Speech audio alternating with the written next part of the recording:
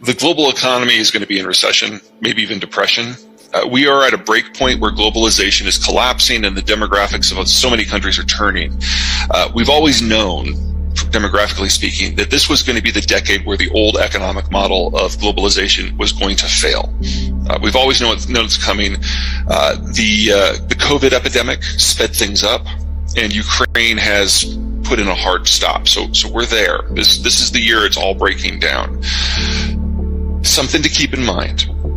When the Americans created globalization, it was done as a bribe. We were trying to convince countries to join us against the Soviets. So you can participate in any supply chain, participate in manufacturing, access any market, access our market, if in exchange you ally with us against the Soviets. India didn't join. India has been relatively pro-Soviet. In fact, the Indians were pro-Soviet even when the Soviets were gone. What that means is when globalization collapses, India doesn't have to fall all that far because India never invested its economy into the international network. And since you have functional boycotts, not the word, since you have functional control, if you want it, over who gets Persian Gulf energy, India is going to suffer, yes, unavoidable. You may not have invested your entire economy in it, but there's no way that you can break the imports and the export system of the world without feeling something. That goes for the US too. But India is going to hold the control to the gates of the Persian Gulf. And to think that India won't take advantage of that and get some benefits from that, I think is being very, very creative. So we're all going to have to learn to think a little bit differently in this world we're evolving into. But India is one of a half a dozen countries in the world that is actually reasonably well set up, not for the current age, but for what's coming. And every competitor you have is on the other side of that ledger. You've got to look at why this war is actually happening, why it's happening now. So I think the best way to approach it for an Indian audience is to think about it from your point of view. Where does India concentrate most of its armed forces?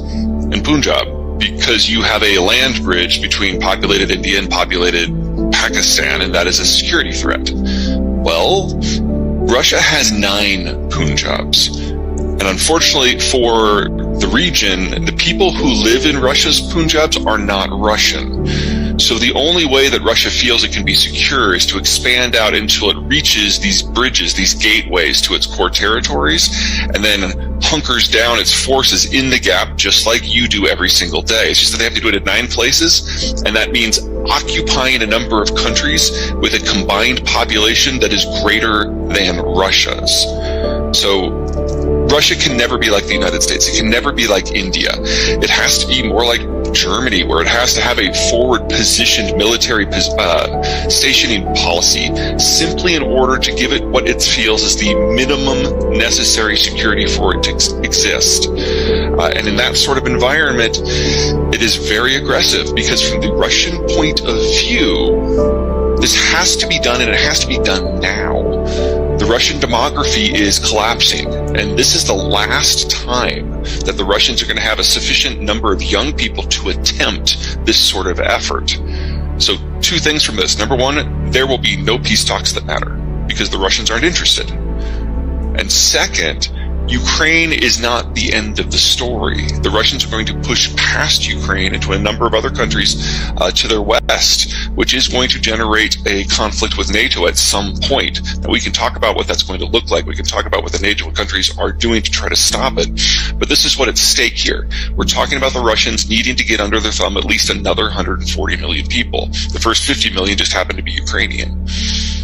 And in the case of the Russians, remember, their demographics started collapsing 30 years ago. So the youngest, and their educational system collapsed at the same time. So the youngest group of people who actually have a skill set are now in their late 50s. Putin's pushing 70. And the only people at the end of the Soviet era who really understood what was going on were the FSB, the KGB agents, because they had been in charge of the late system for Gorbachev, Chernenko, and Andropov. Putin is an extension of that line. Well, if you combine the demographic problem with the information vacuum, there's only like 150 people left in Russia who are in their political elite. This is their last window from any number of measures. And so no, May 9th, it's going to be a nice little party they're going to have. They're going to celebrate, but they're not going to stop the war. They're going to keep pushing and pushing and pushing. And we are now in an artillery conflict. And that is something where Russian equipment and training actually does very well. From a human point of view, it's horrific. But in terms of military capacity, we're in a stage of the war now that is actually playing to the Russian strengths. The Russians are, to be perfectly blunt, pretty racist. And the Russians have had an immigration policy. They have two, actually. So in the first one, they just started attracting all of the ethnic Russians from the parts of the Soviet Union that were now independent countries, whether that's Ukraine or Kazakhstan or Uzbekistan. That brought them about 20 million people over the course of the last 30 years, and that's pretty much tapped out. There are very few Russians left anywhere in the world that are not in, say, the European Union now and really don't want to move back to Russia where their standard of living would be a third of what it is now. The second one is they have an informal program that attracts migrants to do certain jobs, especially construction and agriculture, that mostly taps the Central Asian states, most notably Kyrgyzstan, Tajikistan, and Kazakhstan. That has been more successful, but these people are never going to be Russian citizens. They're there as migrant labor. And anyone beyond kind of that ring of the old Soviet influence, moving to Russia's a tough call. I mean, low standard of living, very difficult climate, crumbling infrastructure, minimal social services. It's not the sort of place that you move because you want to move up in the world. It's the sort of place you move because there just isn't anything better on offer. And I'd say that even with some of my more dire predictions for East Asia, there's not a lot of people who want to take them up on that offer. Well, at the late Soviet period, particularly once we had got to 1989, the Soviet industrial base collapsed. It was never very efficient, and as soon as there was any access to the rest of the world, people went with goods that were cheaper and higher quality. So the entire Soviet industrial base collapsed in on itself, even before the Soviet Union ended. Well, the Russians at that point were producing roughly 11 million barrels a day of crude. And when internal demand dropped and there wasn't sufficient external demand in order to make up the difference, pressure started building up back through the pipes all the way to the wellhead. And when it reached the wellhead, the Russians had a very simple choice to make. Do we keep running it and it risk the entire pipe system busting and having leaks the entire 4,000 kilometer length of the pipes? Or do we shut it in? So they shut it in. But Russia's oil production is in the permafrost. So the pipes go down through that frozen layer.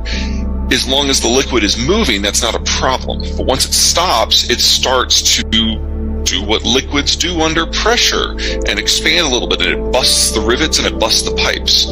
So all of the wells that were shut down in the late 80s, early 90s were shut down forever. We're starting to see that now. We're starting to see a situation where the pipes are backing up, refineries are going offline because they don't have anywhere to sell the crude to.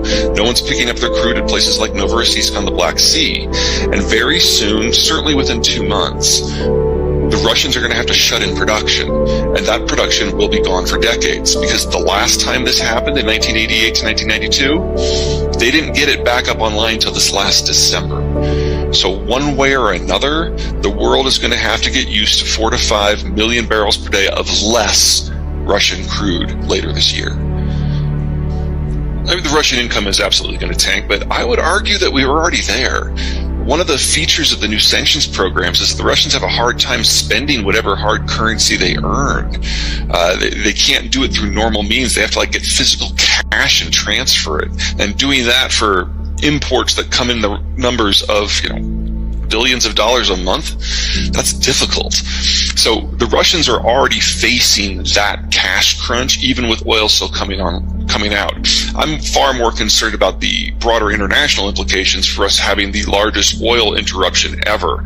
But remember, the Russians see this as an existential crisis. This war had to happen, and NATO had to resist it.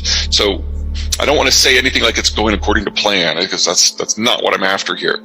But this is something that has been inevitable for a long time. And now it's imminent, and now we're here.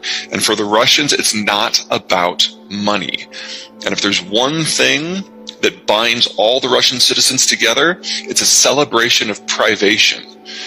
This is not a country that is in the Indian or the British or the American tradition where economics trumps politics. Other way around, security is always paramount. The Russians, they've expanded a lot of output to new fields since 1990. Most of that work was done by either BP or the Western oil services firms. They're all gone now. So you should expect the remaining Russian output to steadily decline over the course of the next couple of years anyway. So for example, the Sakhalin projects that the Chinese are really interested in, they're the most advanced projects in the world that produce oil and natural gas for a pipe and natural gas for LNG. They're all going to get shut down this year, not because of backed up pipes, but because the people who know how to operate them are leaving. So 4 to 5 million barrels a day going west to Europe goes offline in a couple months. Another 2 or 3 million barrels a day from eastern Siberia, most of which goes to China, goes off this year or next year. Well, let's go through the candidates. Canada needs a new pipeline. Minimum 2 years if it's going to meaningfully increase output. Oil sands are not like drilling a normal well. You actually have to mine it. That's a lot of infrastructure. So Canada, really, you're talking a 3 to 5 year solution to get another million barrels a day out of Canada. Venezuela, after 20 years of, in many cases, deliberate mismanagement, most of the reservoirs have suffered permanent damage. If you were to stabilize Venezuela where it is right now, that's a $10 billion project that'll take at least a year. You might be able to get 300,000 barrels out if you really push it this year, but you're talking about another $10 billion of investment into a country that is sketchy at best at the moment. Iran's a little bit brighter. If the sanctions were to disappear tomorrow, Iran would probably be able to bring another 400,000 to 500,000 barrels online within 12 months. But you also need to bring in a huge amount of an investment in a country that tends to confiscate investments. The Iranians like to say that the only reason people don't deal with Iran is the sanctions, but that's not true. Iran has the world's second or third most that's what I'm looking for, constrictive investment regimes. And so even when everything is open, even when you get a country like Italy or France who really doesn't care about the politics, it's still a very long, hard slog. So you're not going to get 1 million barrels out of Iran in any less than 2 years. That's everybody. I mean, OPEC has minimal spare capacity. Now, in the United States, pros and cons. First, the pro. We were in the midst of an oil build-out even before this happened. So we were probably going to be seeing another 1 million barrels a day within the calendar year. That will probably increase by about half now. And considering the environment we're in, that's great. However, it's nowhere near enough. So if everyone who can be brought in is brought in, we're still talking about a shortage in excess of 3 million barrels a day this year, and then next year probably going up to 5. It's very difficult for me to see a scenario where that's going on, where oil prices stay below 170. And considering that the Biden administration is not incredibly popular, and it's a midterm election year in the United States, I think it's very highly likely that the United States is going to ban oil exports, or at least restrict them, in order to sever the American energy price environment from the global one. Now, that'll keep prices relatively low and mild in the United States, but that's going to remove another 3 million barrels a day of production capacity from the rest of the world. So the rest of the world is going to have to get by without American and Russian oil at the same time, and that's going to rewire everything. Okay, I think you're going to like this one.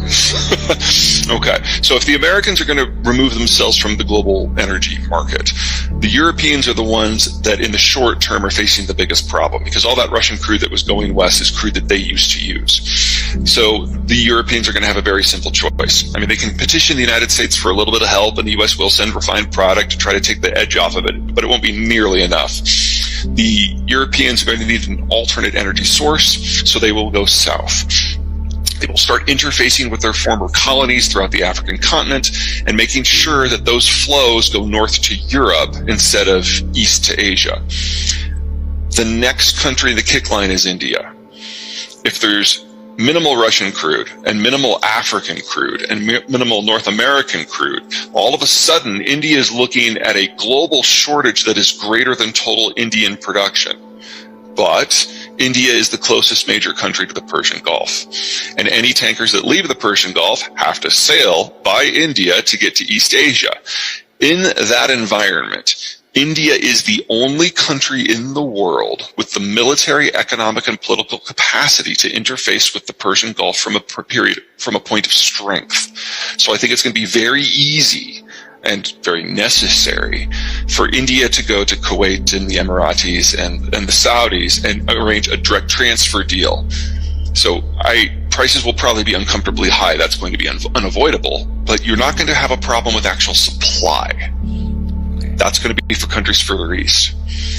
Because if you remove all this oil from the market, then the entirety of the shortage falls to the last country in line, and that's China. We may be in China's last year as a manufacturing power already. Because if they can't keep the lights on, nothing else matters.